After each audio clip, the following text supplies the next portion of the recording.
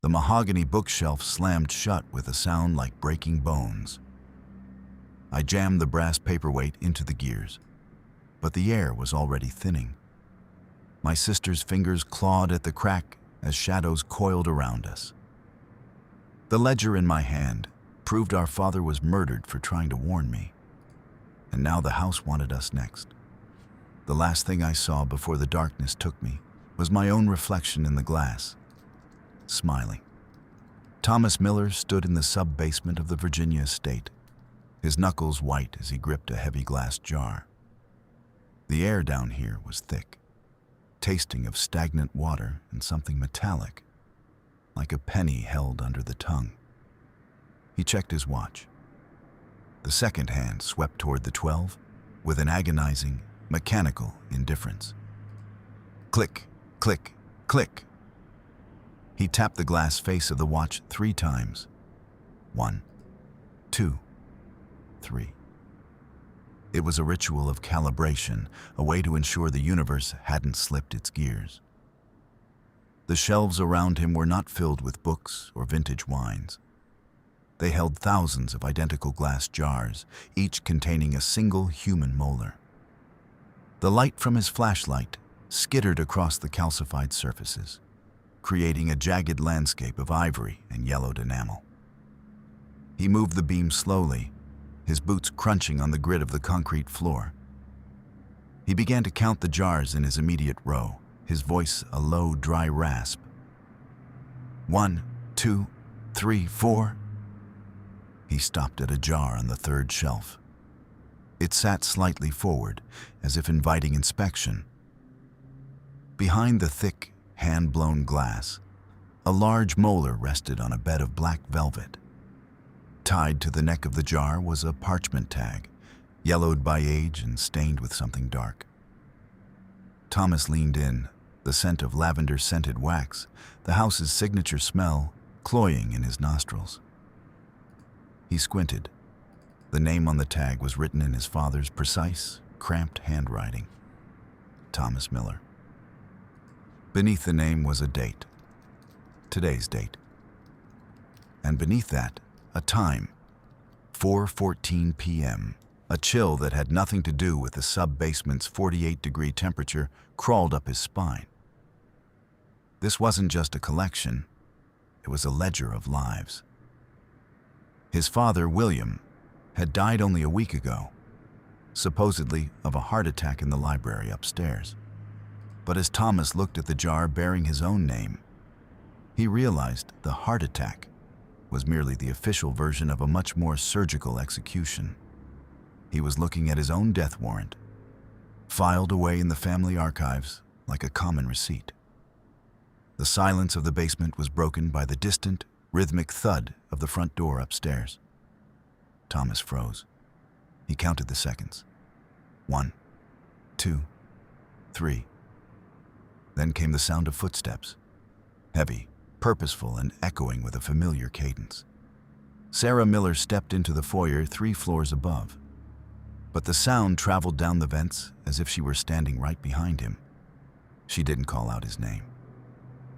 Instead, Thomas heard the distinct, frantic sound of the kitchen sink running. Splash, scrub, splash. He knew the rhythm. Sarah was washing her hands. 1 lather, 2, 3. She was trying to scrub the Miller off her skin before she even said hello. Thomas? Her voice finally drifted down, sharp and clinical, the tone she used when a patient was crashing. I know you're down there. I can smell the damp on your clothes from here. Thomas climbed the stairs, counting each one under his breath to keep the world from tilting. 1, 2, 3. 22. He emerged into the kitchen, where Sarah stood over the porcelain basin. She was still in her surgical scrubs, the light blue fabric wrinkled and smelling of the harsh antiseptic of the hospital. Her knuckles were raw, a vivid, angry red against her pale skin. "You look like hell," she said, not turning around. She was staring at her reflection in the window, her hands moving in phantom suturing motions against her sides. Your pupils are dilated. Your heart rate is likely north of 100. Sit down before you fall down. I found it, Sarah, Thomas said, ignoring her medical directive. In the sub-basement, the library. It's not just records. It's us. Sarah finally turned, her eyes landing on his face. She winced, her hand flying to her jaw. She rubbed the bone just below her ear, a look of genuine physical agony crossing her features. I felt it the moment the plane touched down in Richmond. A dull ache at first. Then, the moment I crossed the property line, it turned into a lightning strike. It feels like an abscess, Thomas. But there's nothing there. My teeth are perfect. My gums are healthy. But it feels like someone is trying to pull my jaw apart with a crowbar. It's the house, Thomas whispered. It's the debt. Father didn't just leave us the estate. He left us the bill. Before Sarah could respond, the house seemed to draw a breath. The air pressure in the kitchen plummeted, making their eardrums pop with a wet, painful sound. The heavy mahogany bookshelf in the corner, the one that concealed the mechanism to the lower vault, suddenly groaned. The wood shrieked as it slid across the floor, driven by a force that had no visible source. Thomas, move! Sarah lunged for him, but the bookshelf slammed shut with a finality that shook the foundations of the house. The lights flickered and died, plunging them into a thick, suffocating darkness. The only sound was the sudden, frantic thrumming of the house itself. A vibration that started in the floorboards and traveled up through the soles of their shoes. It felt like a giant heart was beating beneath the floor, and they were trapped inside the chest cavity. The air, Sarah gasped, her voice tight. The ventilation is cut off. We're in a vacuum. Thomas fumbled for his flashlight, the beam cutting through the gloom. In the corner of the room, the shadows began to detach themselves from the walls. They didn't move like shadows. They moved like oil in water, thick and undulating. They coalesced into long, whip-like tendrils that lashed out, striking the kitchen table and splintering the wood with the force of a sledgehammer. 1, 2, 3. Thomas whispered, his mind racing. He needed a variable. He needed a lever. His eyes landed on the heavy brass paperweight he'd left on the counter, a replica of a compass, solid and unyielding. As a shadow whip whistled toward his head, Thomas dived. Cold, oily air brushed his cheek. He grabbed the brass compass and scrambled toward the bookshelf. He could feel his lungs burning, the oxygen thinning with every panicked breath Sarah took. "Sarah, help me," he shouted. She was already there, her surgeon's hands finding the narrow seam where the bookshelf met the wall. She shoved her fingers into the gap, her nails tearing as she tried to create a purchase. Thomas jammed the brass paperweight into the mechanical tracks at the base of the unit. The gears inside the wall shrieked, a sound of metal screaming against metal. A spark erupted, smelling of ozone and scorched dust, and the bookshelf shuddered. It stalled, caught on the brass obstruction. "Push!" Thomas roared.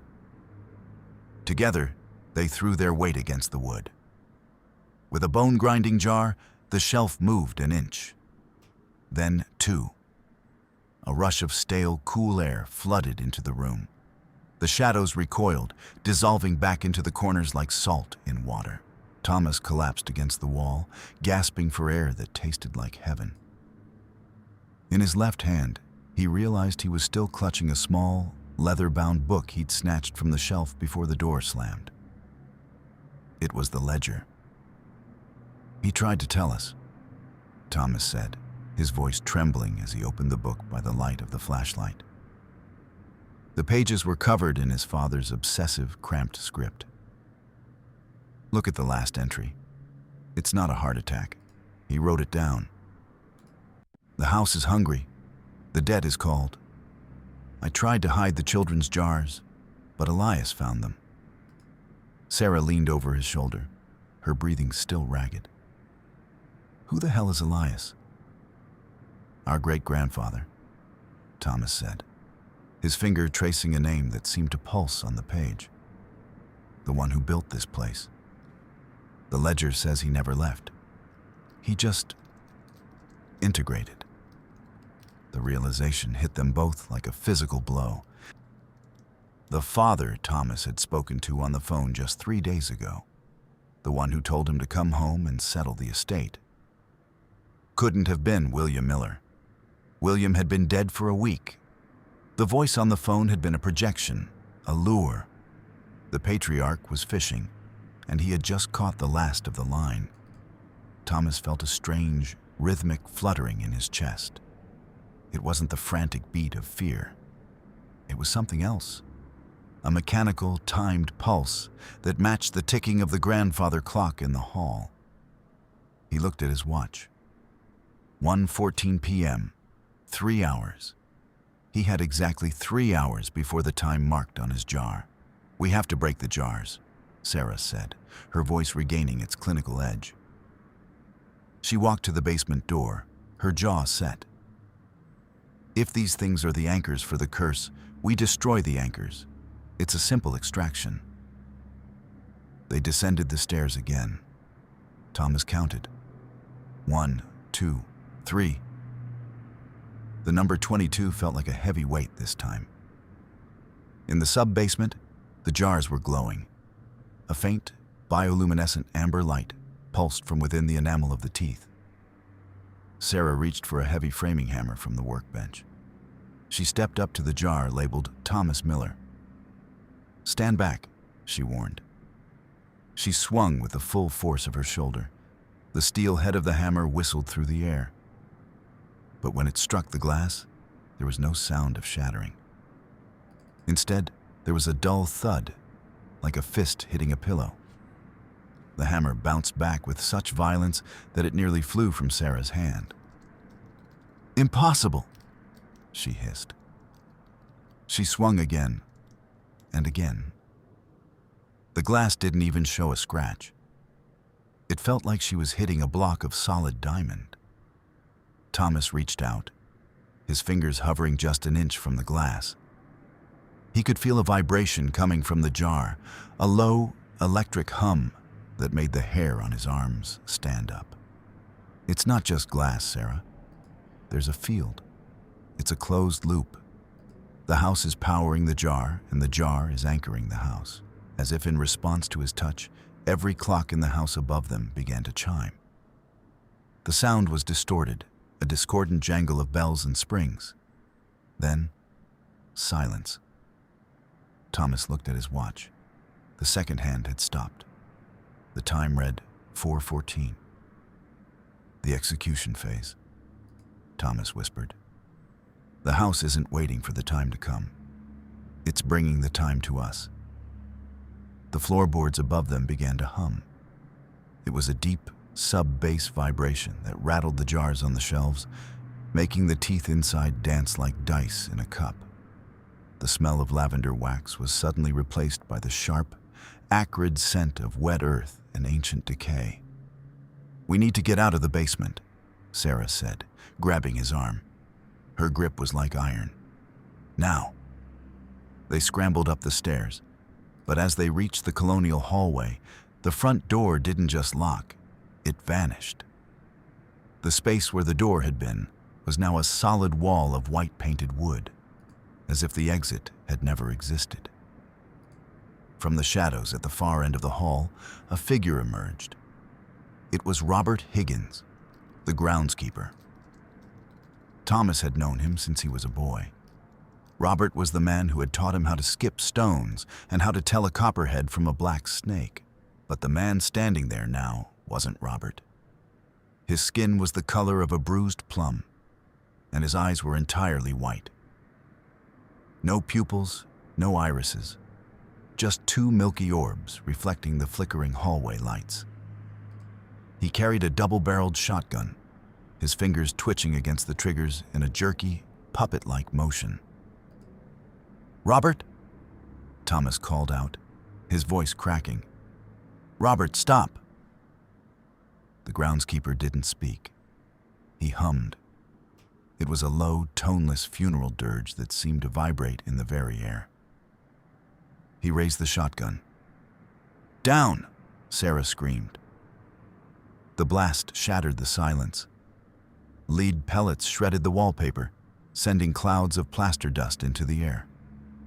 Thomas felt the heat of the shot pass inches above his head. He scrambled across the floor, his boots skidding on the polished wood. "The study." Thomas pointed toward a heavy oak door halfway down the hall. They lunged for it as Robert reloaded. The sound of the shells sliding into the chambers was like the clicking of giant insect mandibles. They burst into the study and slammed the door, Thomas throwing the heavy brass bolt just as a second blast splintered the wood. "He's not trying to talk to us," Sarah panted, leaning against the door. "He's a tool, a biological extension of the house." "He's a hollow," Thomas said, his mind flashing back to the ledger. "The servants, they don't have a choice. They're part of the inventory." Sarah's eyes went wide. She moved toward the door, peering through the jagged hole left by the shotgun blast. Robert was standing in the hall, his head tilted at an impossible angle. His jaw hung slack, revealing his mouth. "Thomas," she whispered, her voice trembling. "Look at his mouth." Thomas looked. In the flickering light, he saw it. Robert Higgins had no teeth. His gums were smooth, gray, and healed over, as if they had been empty for decades.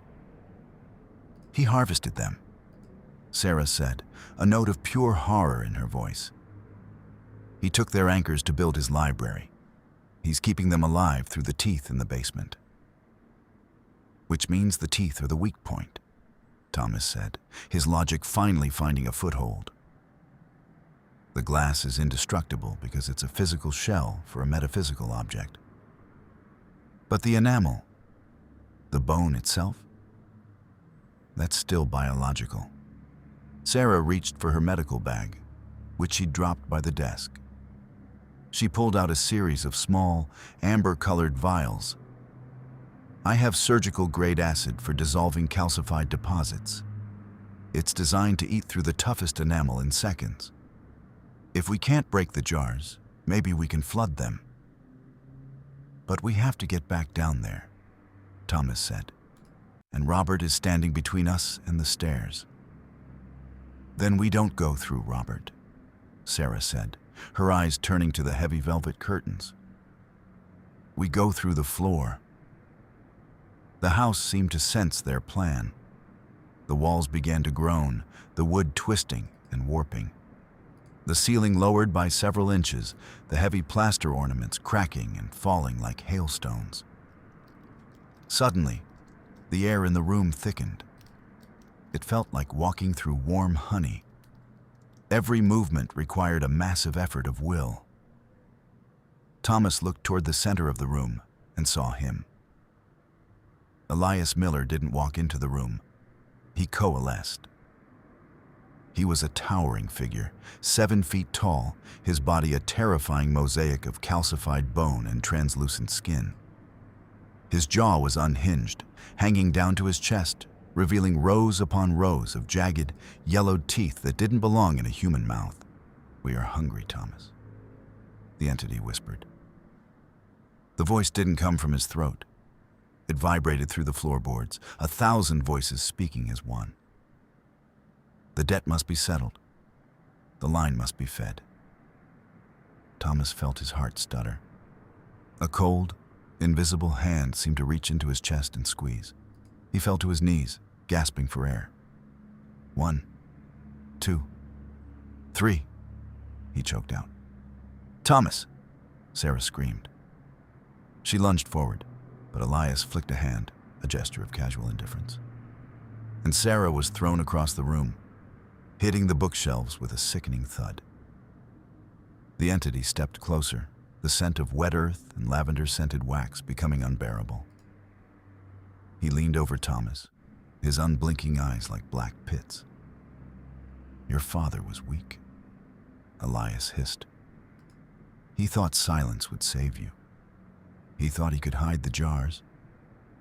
But the house always knows where its property is kept." Thomas looked up at the specter. He saw the way the light passed through the bone-like structure of the entity's chest. He saw the way the air shimmered around him, a field of pure, predatory energy. "Sarah!" Thomas yelled. "The acid, now!" Sarah scrambled up from the floor, her scrubs torn and stained with dust. She didn't hesitate. She grabbed one of the amber vials, ripped the stopper off with her teeth, and hurled it with the precision of a baseball pitcher. The vial struck Elias squarely in the center of his chest. The glass shattered, and the clear, viscous acid splashed across the calcified bone. For a heartbeat, nothing happened. Then, a sound erupted from the entity that tore at Thomas's eardrums. A high-pitched metallic shriek of absolute agony. Where the acid touched the bone, the surface began to bubble and hiss. Thick, gray smoke curled upward, smelling of scorched bone and vinegar. The bone didn't just melt. It dissolved into a foul-smelling sludge. Elias recoiled, his form flickering like a dying television screen. The oppressive weight in the air vanished instantly. "It's working," Sarah cried, reaching for another vial. But Elias wasn't defeated. He lunged backward, his form dissolving into a cloud of white soot that vanished into the vents. The house screamed, a sound of structural failure and rage. "The stairs!" Thomas shouted, grabbing Sarah's hand. They bolted for the door. Robert Higgins was gone, his shotgun lying discarded in the hall. They didn't wait to find him. They raced for the basement door, but as they hit the landing, the world tilted. The stairs didn't just feel steep, they became vertical. The wood smoothed out, turning into a slick, polished slide that sent them tumbling toward the darkness of the sub-basement. Thomas tried to grab the railing, but the wood turned into a row of sharp, needle-like splinters that bit into his palms. "1, 2, 3, he yelled, trying to find his rhythm as they hit the concrete floor at the bottom. The sub-basement was now a war zone. The walls were pulsing, the concrete cracking as if something massive was trying to hatch from beneath the floor. The jars on the shelves were vibrating so hard that several had already fallen, though they remained stubbornly unbroken on the floor. "Get the acid ready," Thomas directed, heading for the shelf with his name on it. Sarah pulled the remaining vials from her bag. "I only have 4 left. We have to make them count." Thomas grabbed his jar. It was hot to the touch, the amber light inside now a fiery, angry red. He could feel his heartbeat thudding against the glass, a rhythmic, desperate sound. "Wait," Sarah said, her hand frozen over the vial. She was looking at the other jars. They were all glowing now, a sea of thousands of tiny, pulsing lights. "Thomas, look at the resonance. They're all connected. It's a network."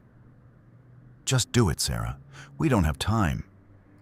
"No, you don't understand," she shouted over the roar of the house. "I've seen this in the hospital. It's like a pressurized system. If we puncture one point without balancing the load, the entire thing will blow.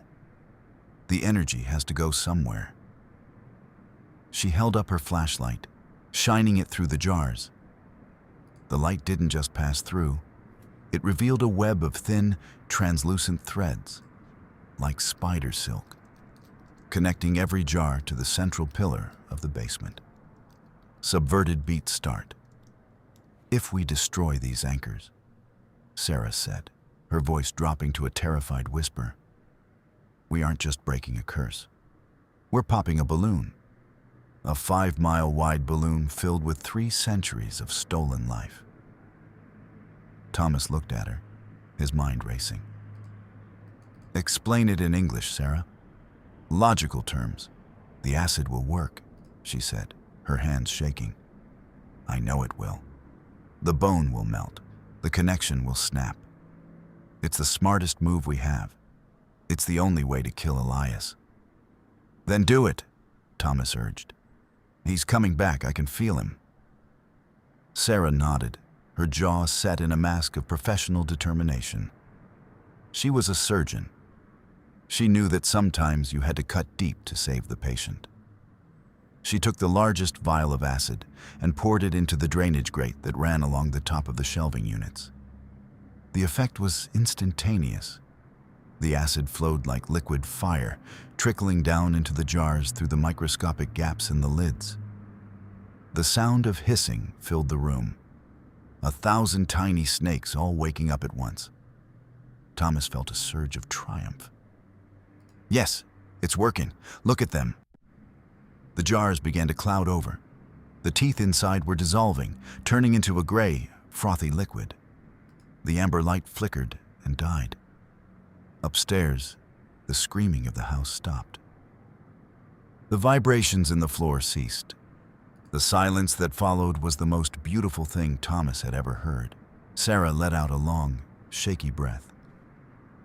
She leaned against the shelf, a small, weary smile touching her lips. "We did it. The system is crashing. The debt is canceled." Thomas reached out and touched her shoulder. "You were brilliant. I would have just tried to blow the place up. Your way. It was surgical. It was smart." They stood there for a moment, basking in the relief. The air felt lighter. The smell of lavender was gone. Thomas checked his watch. The second hand was moving again. 4:12 p.m., 2 minutes to spare. "Let's get out of here," Thomas said. "We'll go to the police. We'll tell them... well, we'll tell them something." "Wait," Sarah said. She wasn't looking at him. She was looking at the jars. The gray sludge inside wasn't just sitting there. It was spinning. The liquid was rotating faster and faster, creating thousands of tiny whirlpools. "Thomas, do you hear that?" It was a low, sucking sound, like a bathtub draining. Thomas looked at the central pillar of the basement. The stone was turning translucent. He could see the veins of the house now, long, pulsing conduits that ran up through the ceiling and down into the earth. The liquid in the jars wasn't just dissolving, it was being pulled. "The vacuum," Sarah whispered, her face turning ashen. "I thought the energy would dissipate. But I didn't account for the nature of the debt. A debt doesn't just vanish because the contract is destroyed. It demands a payout." The sucking sound grew into a roar. The air pressure in the room didn't just drop. It vanished. Thomas felt the air being ripped from his lungs.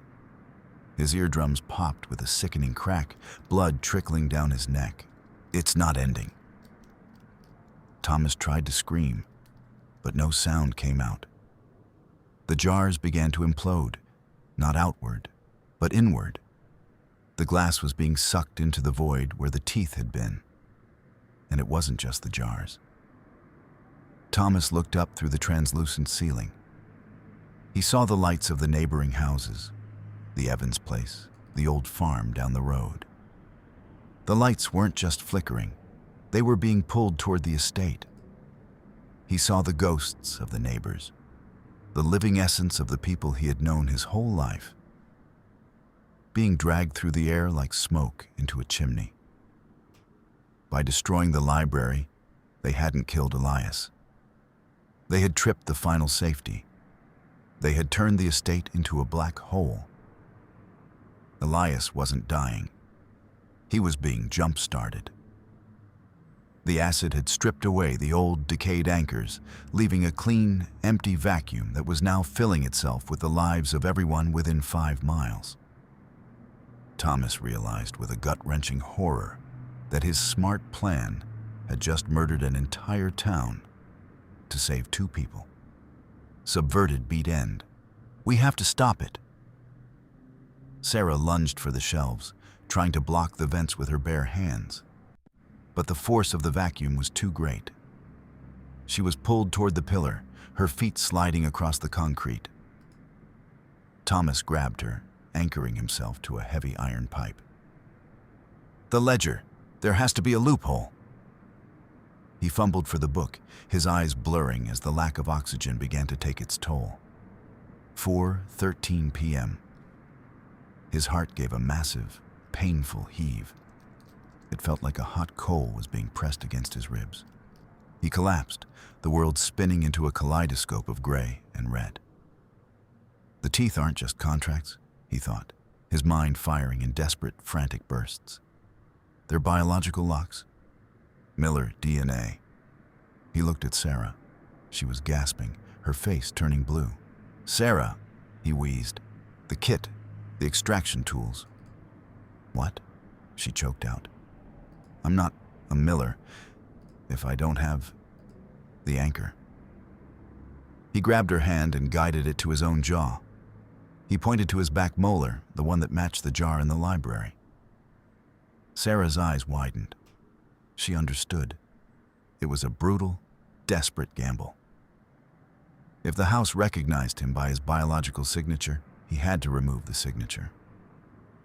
She didn't hesitate. She was a surgeon. She reached into her bag and pulled out a pair of heavy surgical forceps. "Hold.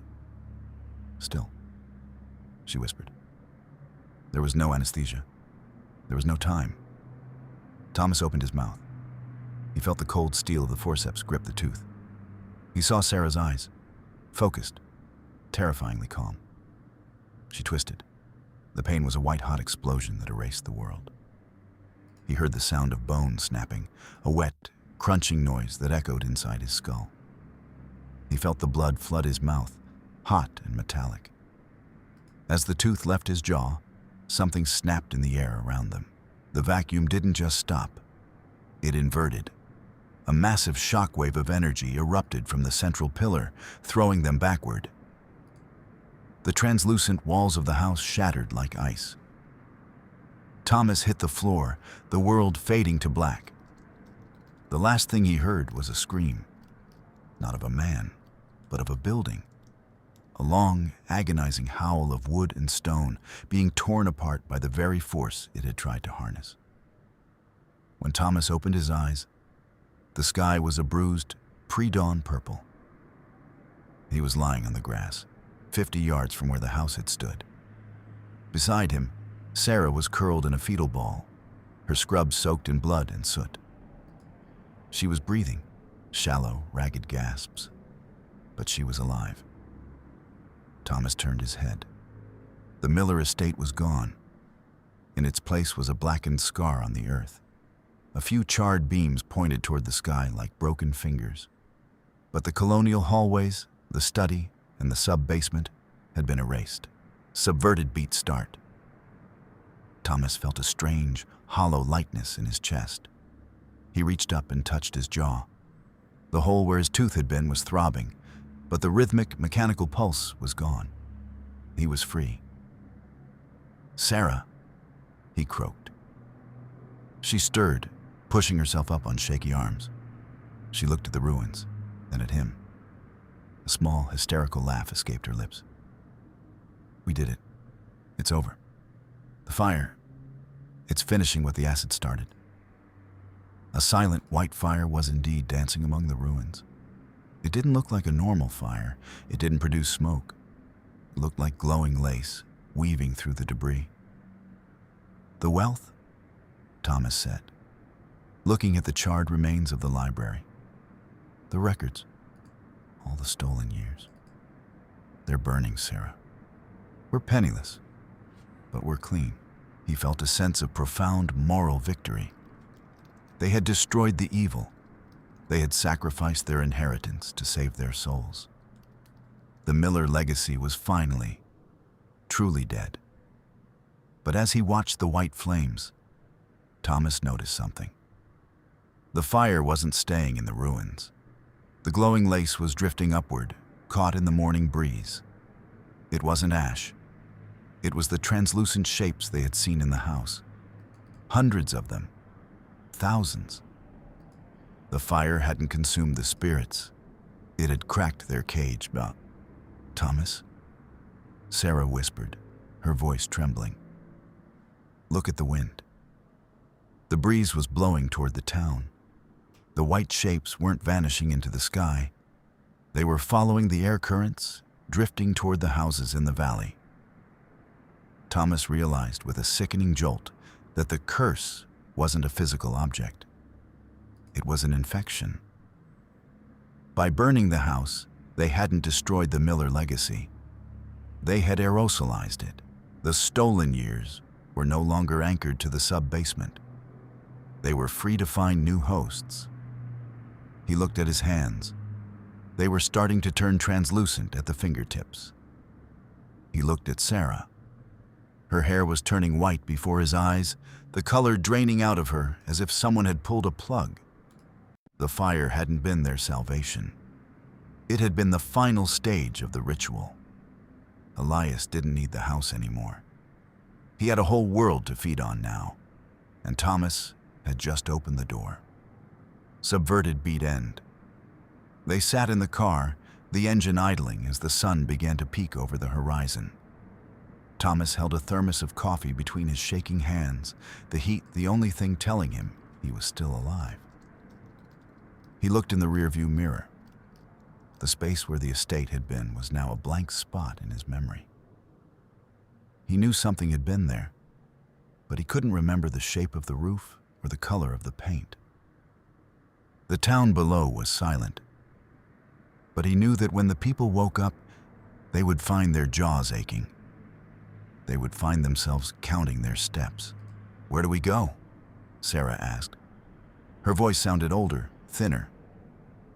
Thomas shifted the car into gear. He didn't look back. "Away. We just keep driving." He looked at the mile markers on the highway. 10, 9, 7, 4. The numbers were skipping, the geometry of the world failing to hold its shape. He took a sip of the coffee. It tasted like lavender-scented wax. He didn't say anything. He just tapped the steering wheel 3 times. 1, 2, 3. And he kept driving into the white, silent dawn. The end. Do not proceed past this point.